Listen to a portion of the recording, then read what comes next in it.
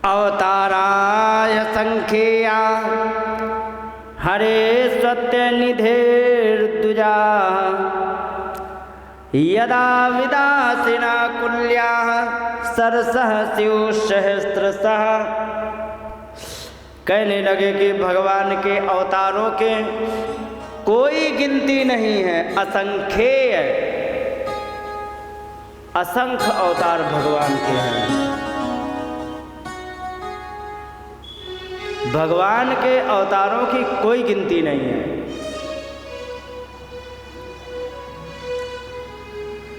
क्योंकि यदा विदासिना कुल्या सरसः स्युस्सहस्रशः। कुल्या माने नालियाँ।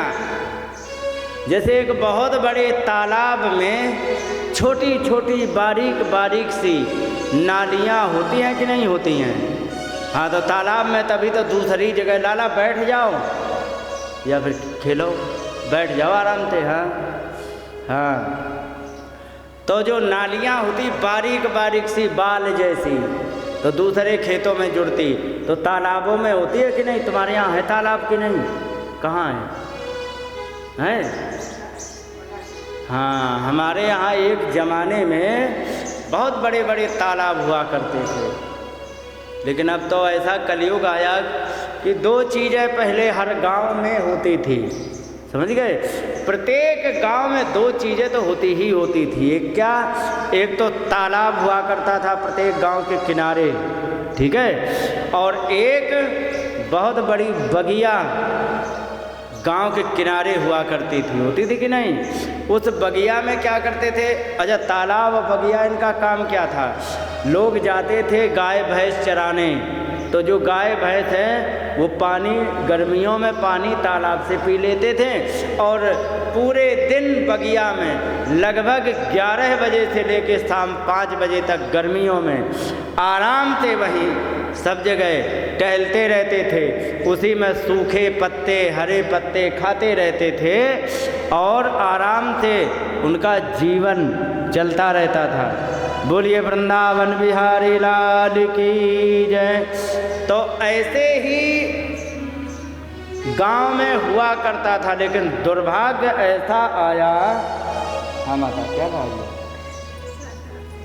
अच्छा अच्छा, सागर, लेकिन अब लाई बड़ी देर में हो। शाम के लिए लाई हो क्या? तो कहने का मतलब है यथा विदासिना कुल्या सरसा स्युस्सहस्रशः। भगवान के अवतारों की कोई गिनती नहीं है। जैसे कि बहुत बड़े तालाब में से अनेकों छोटी छोटी नालियाँ होती हैं, लेकिन उसकी कोई गिनती नहीं कर सकता। इसी प्रकार से भगवान के अवतारों की कोई भी गिनती कर ही नहीं सकता है। समझ गए? तो यही बात है। अभी मैं बात कर रहा था तालाब की और बगिया की। तो बगिया से क्या होता था? गांव के किनारे बगिया होना बहुत अच्छा होता था। हर व्यक्ति को ऑक्सीजन की आवश्यकता होती थी, होती है। हर व्यक्ति को ऑक्सीजन की आवश्यकता होती है। जब बड़ी सी बगिया जो लगभग 10 बीघे में फैली हुई हो, ऐसी जब बगिया गांव के किनारे होती है तो उससे इतनी ऑक्सीजन बनती कि गांव वालों की पूर्ति आराम से हो जाती है। तब पहले 60-60 साल के व्यक्ति का चेहरा चमकता था। मैंने 80-80 साल की बूढ़ी माताओं को देखा, चेहरा गुलाब की तरह चमकता था। समझ गए? आवाज़ कल 50 क्रॉस कर जाओ तो ऐसे मान लो जैसे कि आम को छील करके और छत पर सुखाने डाल दिया हो, जब सूख के तैयार होता वैसे ही आमचूर जैसी शकल। ये क्यों हो रहा है? पर्यावरण में ऑक्सीजन लेवल गिर रहा है, वो शरीर की चमक को खत्म कर रहा है। समझ रहे हो? एक तो पर्यावरण में ऑक्सीजन खत्म हो रही, इससे शरीर की चमक तो जा ही रही। दूसरी बात, ज़्यादा चमकाने के चक्कर में चेहरे को हम अपने आप उसकी चमक खत्म करते चले जा रहे हैं। जैसे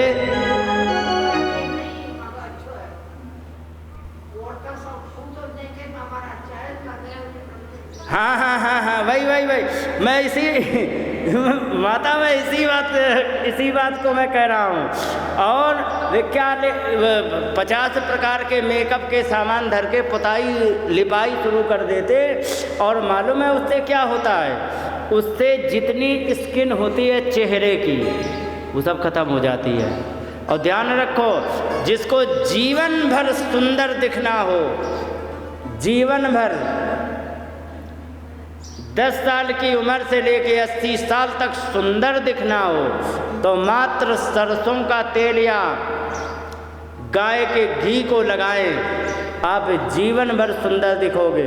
और जैसे ही तुमने वो पुताई लिपाई शुरू कर दी, ये इसकी दुकानों की सौदा की, और तुमने लिपाई पुताई जैसे ही शुरू करी, तो मात्र 5 साल के बाद कितने भी तुम सुंदर रहे हो, तुम्हारे चेहरे की चमक खत्म हो जाएगी। ध्यान रखो, क्योंकि इसमें और कुछ नहीं है। जो पढ़े लिखे हैं वे तो सब जानते ही हैं, ऊपर के जितने सेल होते हैं, सेल कोशिकाएं, वे सब मर जाती हैं, और मरी हुई कोशिकाएं जहाँ पर होती है वहाँ चेहरे की चमक खत्म हो जाती है।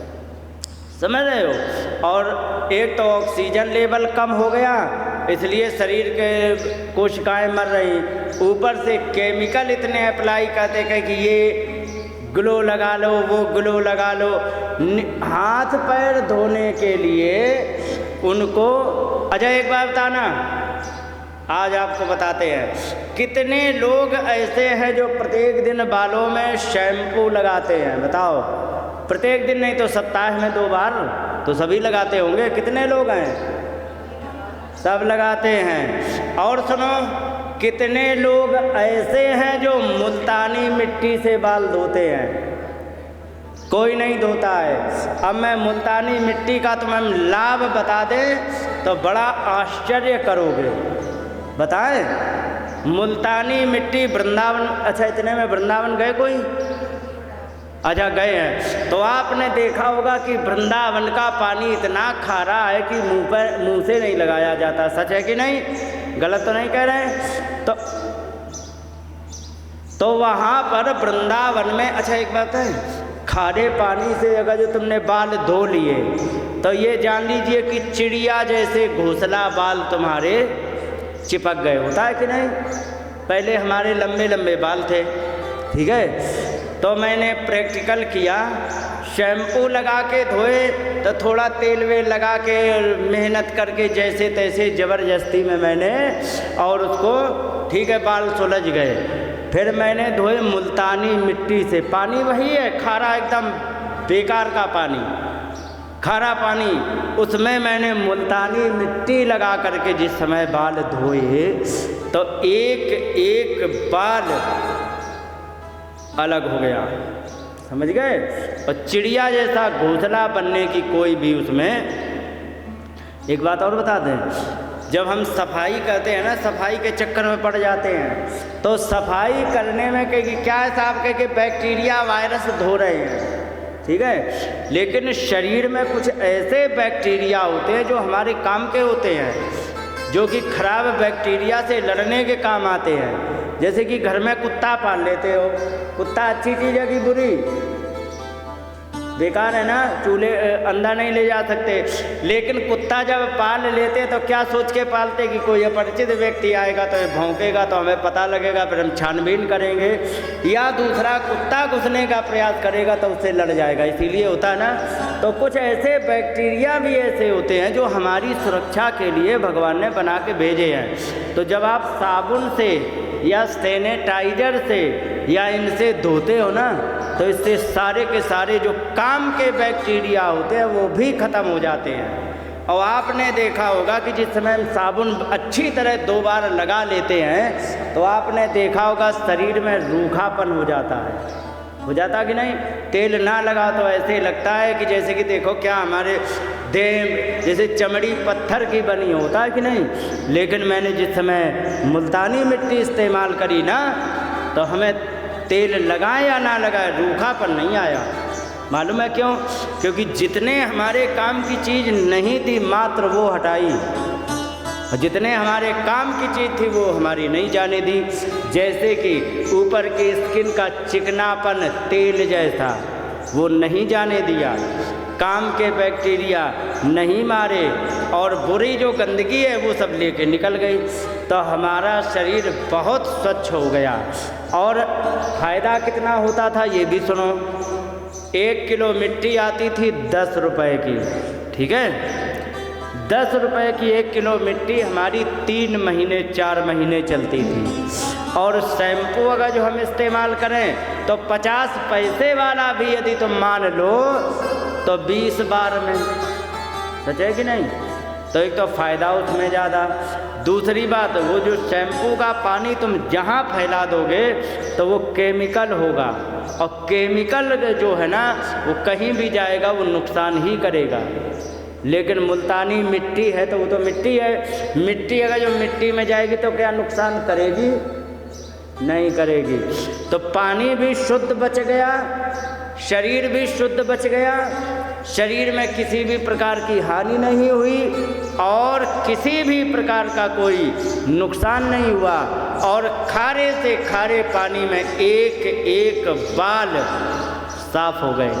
और जहाँ पर आपको बता दें सफ़ेद साबुन होता है ना जिसके तुम टब लाते हो, अगर जो वो साबुन लगा के तुमने वृंदावन में बाल धो लिए तो ये तुम गारंटी मान लो, या तो तुम बाल कटवाओ नहीं तो दोबारा अच्छी तरह से नहाओ तो वे बाल अलग अलग होंगे, नहीं तो तुम्हारे बाल अब सुलझने वाले नहीं हैं। इतना खारा पानी है। और अगर जो तुमने बाल धो लिए तो तुम्हारे सिर पर एक बड़ा सा बन जाएगा।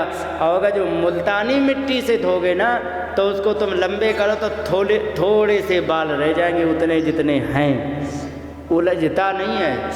तो सच बताना, तुमने ज़्यादा सुंदर दिखने के चक्कर में शैम्पू अपनाया कि नहीं अपनाया?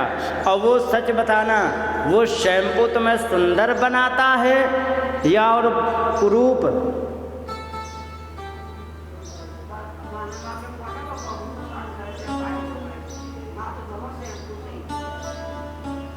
मुल्तानी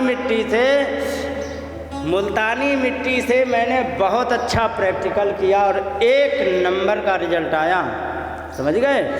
तब हमें पता लगा कि नहीं, मुल्तानी मिट्टी ही है जो सबसे बढ़िया बालों को, कहते ना लंबे घने चमकते बालों के लिए ये वाला शैम्पू वो वाला। मैंने नहीं देखा, मैंने तो देखा और ये भी नहीं कि प्रैक्टिकल ना किया हो। एक बार मुल्तानी मिट्टी लगाई, एक बार शैम्पू लगाया, शैम्पू में बाल उलझ गए और मुल्तानी मिट्टी से बाल उलझे नहीं। तो जितने तुम अंग्रेजियत के चक्कर में पड़ोगे ना, जितने तुम दुकानों से तुम सौदा ला करके तुम शरीर में लगाओगे, उतनी ही तुम्हारी बर्बादी निश्चित है। वो बाल भी झड़ाएगी, बाल सफ़ेद समय के पहले कर देगी और बाल में रूखापन आएगा, बाल 2 जगह से बीच से फट भी जाएंगे, सारी समस्याएं आती हैं। और अगर जो तुम मुल्तानी मिट्टी से धोगे तो कभी नहीं आएगा। तो कहने का मतलब पुरानी परंपराओं को सब किनारे कर दिया। पहले गाँव में होते थे तालाब और बगिया, आजकल हैं उत्तर है ख़त्म हो गए। तो यहाँ पर कहा गया सरसः स्युः सहस्रशः, जैसे हजारों की संख्या में तालाब से छोटी छोटी नालियाँ निकलती रहती हैं। भगवान के ऐसे ही असंख्य अवतार हैं जिनका वर्णन हम कभी नहीं कर सकते हैं।